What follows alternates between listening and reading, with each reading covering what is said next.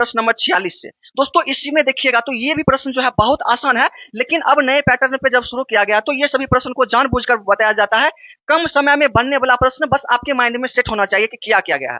जैसे देखिएगा एक खास कूट भाषा में जो है DO को 60 लिखा गया है, ठीक है। उसी टाइप से PIE को 720 लिखा गया है। तो इस कूट भाषा में जो है कैट को कैसे लिखा जाएगा? तो कितना आसान प्रश्न है, आप देख ही सकते हैं। आइए देखते हैं क्या संबंध इसमें है। तो जैसे यहाँ आप लोग देख रहे होंगे D और O, और यहाँ पे प्रतिफल इसका क्या आया है, तो आप कहेंगे कि 60 आया है।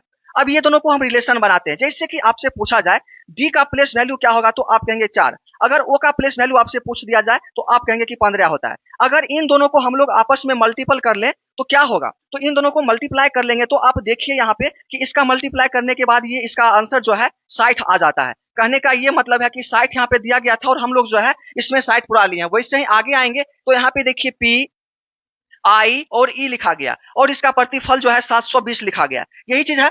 अब देखिए इन सभी का प्लेस वैल्यू लिखिए तो 16, फिर 9 और फिर जो देखिए 5 आ जाएगा। अब इन सभी को हम लोग मल्टीप्लाई कर लें तो आप देखिए इसका पुर जाएगा। जैसे कि आप लोग देखेंगे तो यहाँ पे 16 × 5 = 80 होता है, ठीक है।